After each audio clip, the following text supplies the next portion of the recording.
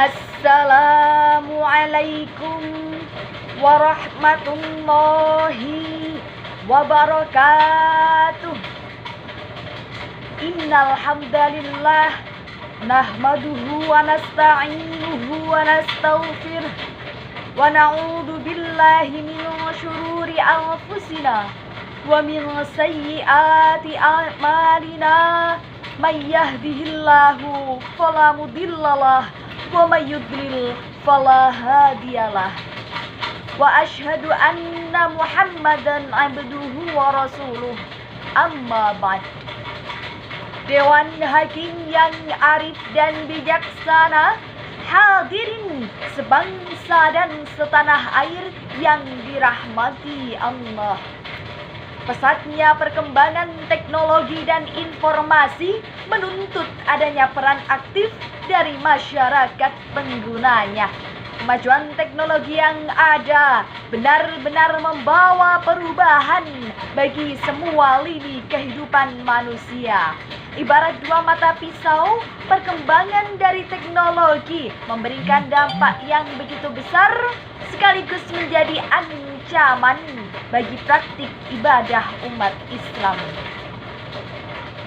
Perkembangan teknologi, informasi dan komunikasi telah mengantarkan kita pada era di mana dakwah semakin mudah tersebar luas dari pelosok desa sampai ujung kota, dari lokal sampai internasional, dari yang terbatas sampai yang tak terbatas, dari yang menggunakan kitab klasikal menuju kitab berbasis digital.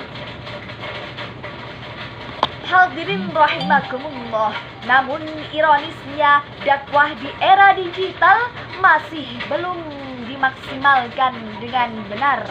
Banyak dai-dai yang gagap teknologi sehingga memproduksi konten-konten penyelewengan yang tidak sesuai dengan esensi agama Islam.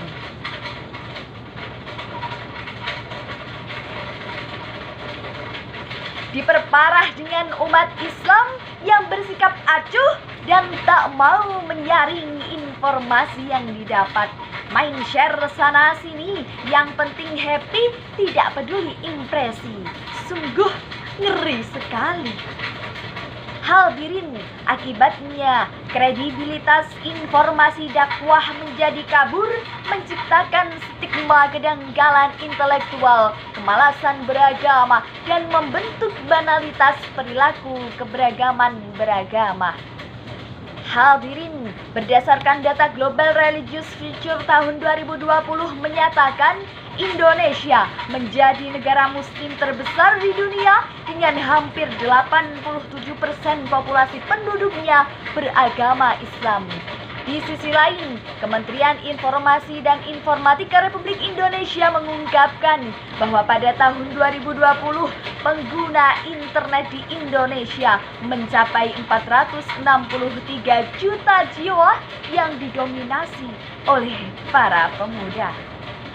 Tentu dibutuhkan penanganan yang tepat untuk mengcounter dampak-dampak negatif yang ditimbulkan dari adanya perkembangan zaman.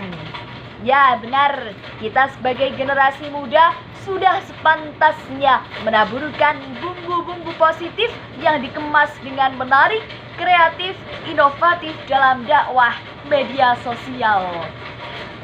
Dari uraian tersebut hadirin, maka dalam kesempatan kali ini izinkanlah kami menyampaikan sebuah syarhil Quran yang bertajuk Menebar Dakwah di Era Disrupsi Teknologi, Informasi dan Komunikasi, dengan rujukan Quran Surah An-Nahl ayat 125. Aku menyebut, aku berlindung dari godaan setan yang terkutuk dengan menyebut asma Allah yang Maha Pengasih lagi Maha Penyayang. Serulah manusia kepada jalan Tuhanmu dengan hikmah dan pengajaran yang baik. Dan berdebatlah dengan mereka dengan cara yang baik.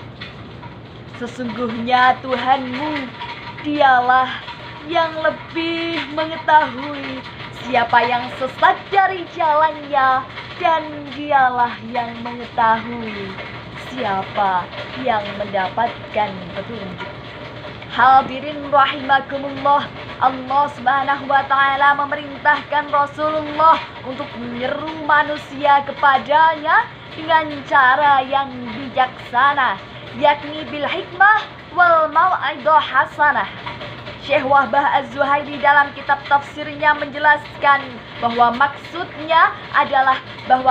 dari ayat tersebut adalah berdakwah dengan retorika, dengan narasi yang dapat membekas pada hati audiens, tentu dibarengi dengan sikap yang santun. Jika pada akhirnya diperlukan, barulah jidal atau membantah, mendebat dengan cara yang baik. Imam Al-Qushairi dalam kitab tafsirnya juga menjelaskan bahwa metode jidal yang efektif adalah dengan argumentasi yang kuat dan detail. Meskipun khitab ayat ini ditunjukkan kepada Rasulullah, ayat ini juga berlaku untuk seluruh umat Islam. Dakwah menyeru manusia kepada Allah adalah kewajiban setiap muslim, dan metode dakwah ini juga harus diamalkan bagi kaum muslimin. Hadirin, dalam kitab tafsir Al-Azhar, Buya Hamka menjelaskan bahwa penggalan ayat sabili rabbika dalam ayat ini sama halnya diartikan dengan sabilillah, siratal mustaqim, dan ad-dinul haqq, agama yang benar, yakni agama Islam. Allah hanya mewajibkan kita berdakwah, bukan memberi hidayah. Hanya Allah yang kuasa. Ini kayaknya nggak perlu ya. Allah hanya mewajibkan kita berdakwah, bukan memberi hidayah. Sayyid Qutb dalam kitab tafsir fi Zilalil Quran berkata, Allah lah yang lebih mengetahui siapa saja yang sesat dari jalannya, dan dialah yang mengetahui orang-orang yang mendapat petunjuk.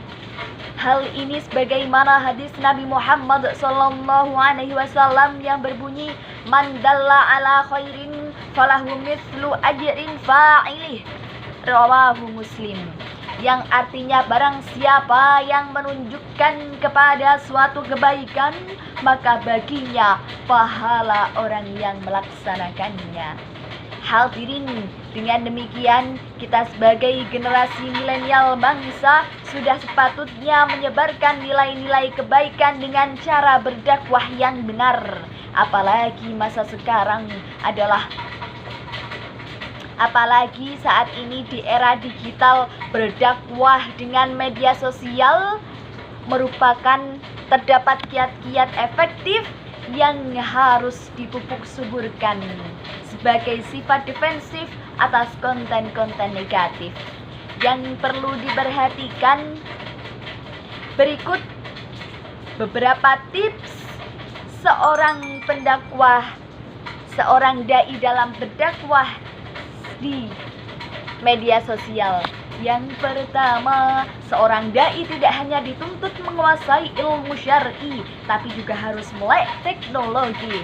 Disinilah seorang dai dituntut untuk selektif, kreatif, inovatif, dan menyampaikan pesan kepada umat. Yang kedua, memurnikan niat. Tidak hanya mengejar popularitas semata, tapi seorang dai juga harus menjiwai tugas yang diemban sebagai warasatul anbiya. Hadirin, teknologi digital saat ini, kesimpulan dari apa yang kami sampaikan yaitu teknologi digital yang sudah saat ini menjadi sebuah kebutuhan dalam berdakwah. kapanpun dan dimanapun. Dakwah melalui media sosial dapat dijadikan salah satu upaya untuk menarasikan konten Islam dengan mengcounter isu-isu yang menyebabkan citra Islam terganggu di era disruptif teknologi, informasi, dan komunikasi. Untuk menutup syarahan ini hadirin, demikian yang dapat kami sampaikan. Mohon maaf jika ada kurangnya dan semoga apa yang kami sampaikan membawa manfaat untuk kita semua. Sebelum kami mengakhiri syarahan ini, izinkanlah kami membawakan sebuah syair berikut. Sudah menyanyikan. Wallahul muwafiq ila aqwamit thoriq. Assalamualaikum warahmatullahi wabarakatuh.